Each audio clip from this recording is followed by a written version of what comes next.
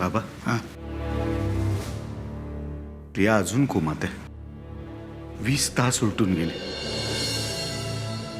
सुहास, प्रिया शुद्धीवर येईल. गजानन महाराजांवर विश्वास ठेव. सुहास, माणसाचे प्रयत्न अपुरे पडतात ना, तेव्हाच परमेश्वर धावून येतो.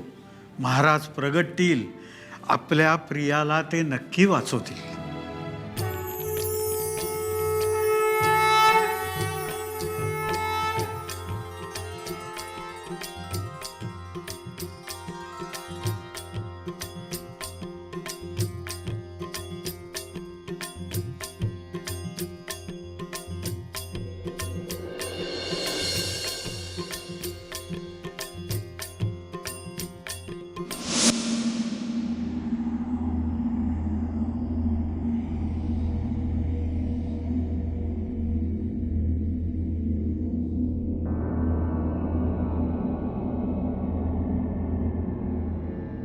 प्रिया शुद्धीवर आली आहे.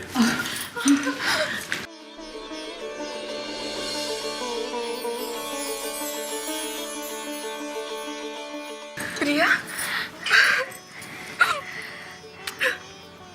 आई, बाबा,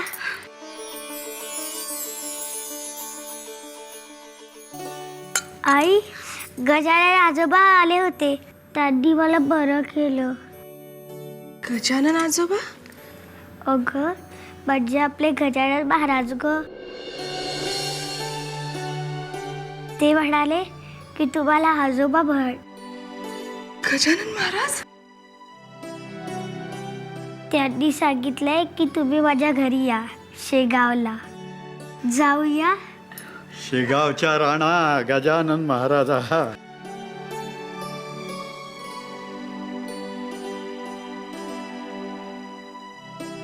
जाऊया बरं आपण.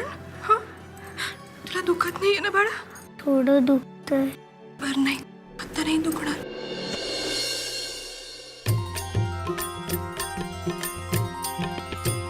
साद घालता जीवाने धाव घेती गजानन. प्रगटते भक्तांसाठी कोठल्याही रूपातून. धुन लागता नामाची, धुन लागता नामाची. लाभे अपार हे सुख शेगावीचे योगीराज.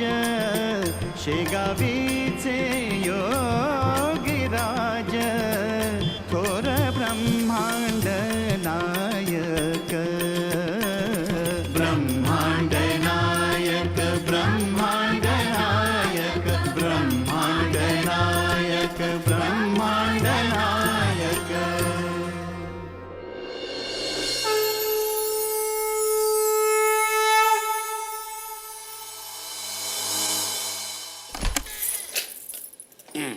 या चला, चल बाई, चल चल, ये ग.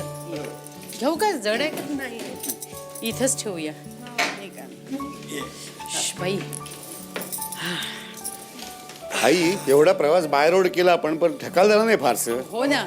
नाही, मला काय वाटलं माहितीये का, सांधेदुखी पुन्हा उचल खाती की काय, पण नाही.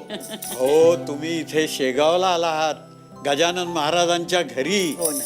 इथं आल्यावर सगळी दुःख नाहीशी होतात, सगळ्या व्याधी नाहीशा होतात. फक्त महाराजांवर श्रद्धा हवी, महाराजांवर विश्वास असायला हवा. हो, हो, हे मात्र अगदी खरं. हा, अहो, त्याशिवाय का कुणी येतं शेगावला महाराजांच्या दर्शनाला? आहेत, अशीही लोक आहेत.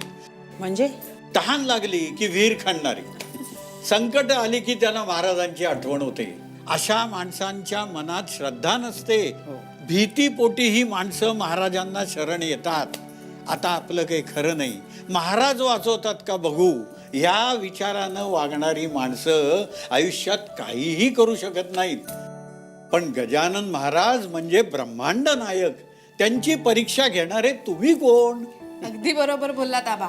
मी अशी कित्येक माणसं पाहिली आहेत. कॉलेजला ना माझी एक मैत्रीण होती बरं का, सुनीला पातुरकर. परीक्षा जवळ आली की तिला सगळे देव आठवायचे. त्यात कोणी जर तिला सांगितलं की एखादं देवस्थान जागृत आहे की ही बया लगेच गेली तिथे नवस बोलायला. फार काही झालं नाही, BA ला जेमतेम काठावर पास झाली बिचारी. प्रिया, समजलं ना? नुसती देवावरती श्रद्धा ठेवशील आणि अभ्यास करणार नाहीस तर परीक्षेत अजिबात चांगले मार्क मिळणार नाही तर. हा, हो बाबा, मी अभ्यास पण करणार आणि देवावरती विश्वास पण ठेवणार. नाहीतर फोटोतला आजोबा काय करणार? युनिफॉर्म घालून शाळेत परीक्षा द्यायला जाणार. लहान असून किती समज आली आहे मुलीला. गजानन महाराजांची कृपा. हो. आता पण इथे गप्पा का मारत बसलोय? फोटोतल्या आजोबांना भेटायला चला ना. अगं पण हे तू चला आजोबा. थांब तुझा हात दुखेल, मला ओढत नेऊ नकोस अशी. नाही, तुम्ही आधी मला त्या फोटोतल्या आजोबांचं घर दाखवा. अगं, महाराजांना स्वतःच असं घर कधी नव्हतंच, ते प्रगट झाले होते. म्हणजे प्रिया, चल बाळा, आंघोळीला उशीर होतो. चल. नाही, अगं महाराजांच्या दर्शनाला असं कोणी पारोसं जातं का? नाही. पटकन होईल ना आंघोळ. चल ना. आरती थांब, तिची उत्सुकता ताणली गेली आहे. मी तिला महाराज प्रगट कसे झाले ते सांगतो, तोपर्यंत तुम्ही तुमचं सगळं आवरून घ्या भाऊ. बराबर. हा, आरती, तू तुझ्या मैत्रिणीचं काय नाव म्हणालीस मगाशी? पातुरकर. पातुरकर? का? अगो, काय विलक्षण योगायोग आहे. म्हणजे? नाही, तू जा. बर, हा लवकर या. बेटा, तुला महाराज कुठे प्रगट झाले ते पाहायचंय ना? मी सांगतो तुला, चल. शेगावात पातुरकर नावाचे एक गृहस्थ राहत होते. शेगावातली मोठी आसामी बर का. त्यांच्या घरी नियमितपणे जेवणावळी घडायच्या.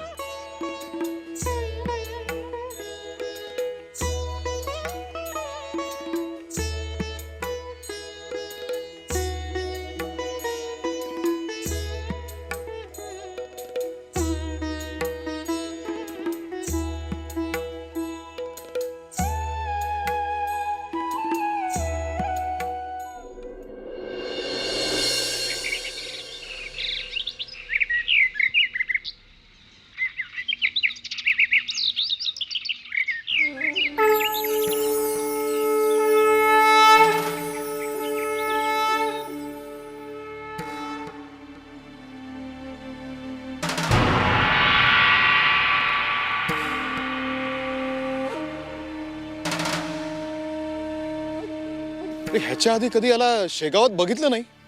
कोण आहे हा? चल बघू कोण आहे. कोण आपण? कुठून आलात? याच्या आधी कधी शेगावमध्ये बघितलं नाही तुम्हाला. फार दिवसांचे भुकेले आहात का? अहो, मग अन्न मागून खायचं ना. इथेच देवीदास पातुरकरांचं घर आहे. त्यांच्या मुलाची ऋतुशांत आहे आज. मग त्यांनी तुम्हाला चांगलं अन्न वाढून दिलं असतं. मग टाकून दिलेलं अन्न कोण खाणार? पाणी मी तुमच्यासाठी घेऊन येतो. अहो पातुरकर राव,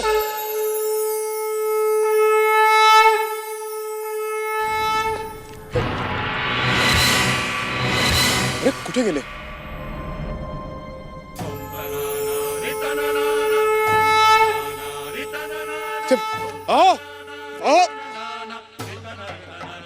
अहो थांबा थांबा थांबा. अहो, हे पाणी पिऊ नका. गुरंढोरं पाणी पितात. चांगलं स्वच्छ पाणी घ्या ना.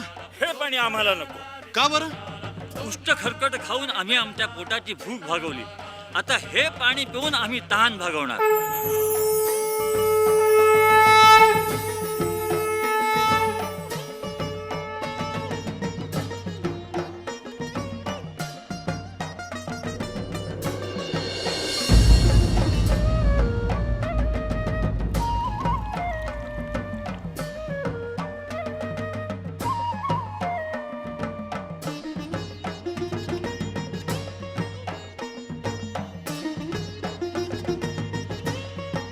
ज्या घरातल्या लोकांना अन्नाची नासाडी करू नये हे कळत नाही, त्या घरातलं पाणी स्वच्छ आणि शुद्ध कसं असेल? आपण धान्य पिकवतो ते ब्रह्मांडातील सगळ्या सजीवांच्या पोटाची खळगी भरायला की अन्नाची अशी नासाडी करायला? अन्न हे पूर्ण पूर्ण ब्रह्म आहे हे म्हणण्याचा अधिकार त्यांना नाही. म्हटल्यास ते पापाचे धनी होतील. दामोदर पंत हे कोणी साधी सुधी असामी नाहीये. थोर सिद्ध पुरुष आहेत, महान योगी आहेत. अशा व्यक्तीचे पाय शेगावी लागले, शेगाव पावन झाले. आपण त्यांना थांबायला हवं. हो. चला चला. शेगावीच्या माहेराला माय लेकरांची वसे. गण गण गणात पोते हा महाराज काळ जात महाराज! कसे. महाराज महाराज महाराज थांबा. महाराज थांबा. कोण आहात आपण? कुठून आलात? कृपया आपली ओळख सांगा. आधी स्वतःला ओळखा, मग आमची ओळख पटेल. मूक शेगावीचे योगीराज. शेगावीचे योगीराज. थोर ब्रह्मांड नायक. ब्रह्मांड नायक. ब्रह्मांड नायक. ब्रह्मांड नायक. ब्रह्मांड नायक. अशा रीतीनं श्री गजानन महाराज या वृक्षाखाली प्रगट झाले.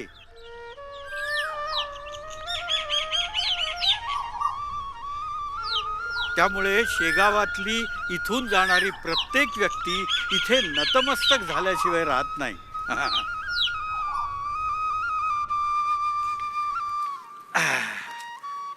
हा हे बघ असं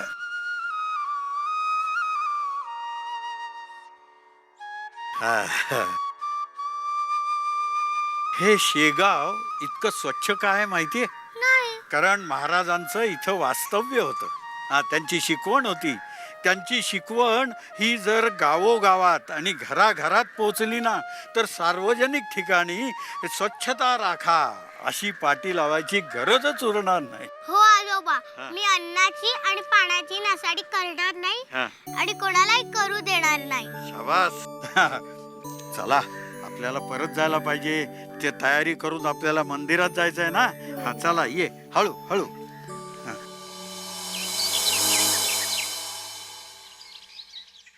झाली की नाही तयारी सगळी? अगो बाई, काय छान दिसतोय हा जगा तुला. मी नाही सुंदर दिसत. अगं तू सुद्धा सुंदर दिसतेस. ये ये ये इकडे ये. बघू बघू. छान हो छान. थांब थांब थांब, मी तुला की नाही तीट लावते, दृष्ट लागू नये म्हणून. बरं आता निघायचं का? महाराज वाट पाहताय. आजोबा, तुम्ही सांगितलं नाही त्या बंकटला महाराज भेटले की नाही? हो भेटले तर, पण कुठे आणि कसे भेटले ते मी तुला जाता जाता सांगतो. प्रियाची महाराजांबद्दलची ओढ बघितली ना की वाटते हिला नक्की महाराजांनी हॉस्पिटलमध्ये दृष्टांत दिलेला असला पाहिजे. मागच्या जन्माची पुण्याईच म्हणायला हवी तिची. आपलं नशीब आहे की अशी मुलगी आपल्या पोटी जन्माला आली. आपण गप्पा काय मारत बसलोय? चला लवकर, दर्शनाला निघायचंय ना. चला मी जाता जाता सगळं सांगतो तुम्हाला. बंकटची खात्रीच पटली होती. हा कुणीतरी महान अवली आहे, योगी पुरुष आहे. तो महाराज महाराज अशा हाका मारत त्यांना गावभर शोधत फिरत होता.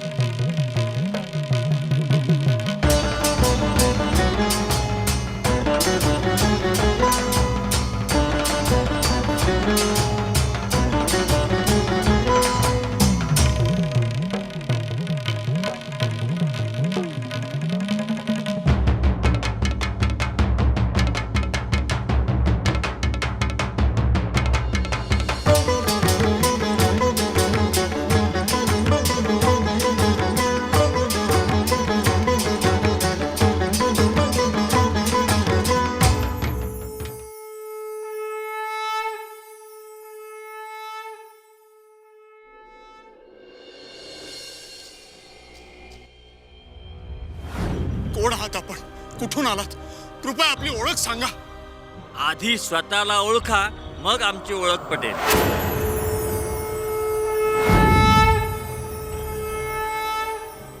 बंकट, बाळ बंकट, अरे काय झालं रे? 3 दिवस झाले तू अन्न पाणी काहीच घेतलेलं नाहीयेस. माझी भूक मेलीये बापू. भूक मेली? कशानं? अरे वैद्यभुवनच्याकडे जाऊन ये, ते काहीतरी काढा वगैरे देतील. नाही नाही, त्याचा काही उपयोग होणार नाही. मला काहीतरी वेगळंच हवंय. असं तुला काय हवंय जे तुला हा बाप भवानीराम अगरवाल देऊ शकत नाहीये? ज्ञान. ज्ञान? होय, आध्यात्मिक ज्ञान जे फक्त मला माझे सद्गुरूच देऊ शकतील. सद्गुरू? कोण आहे ते? कुठे असतात? नाही, कोण आहेत, कुठल्या गावाचे मला काहीच माहिती नाही. त्याची गरज पण नाहीये. मला फक्त त्यांचा सहवास हवाय. चल, मलाही घेऊन चल त्या गुरूंच्याकडे. पाहू देत कोण आहेत तुझे आध्यात्मिक गुरु. बापू, मी त्यांना शोधतोय, मला कुठेच मिळत नाहीये. आणि जोपर्यंत मला ते मिळत नाही तोपर्यंत मी अन्न पाणी काहीच घेणार नाहीये बापू. काहीच घेणार नाही. मी शोधून येतो. बंकट, अरे बेटा बंकट.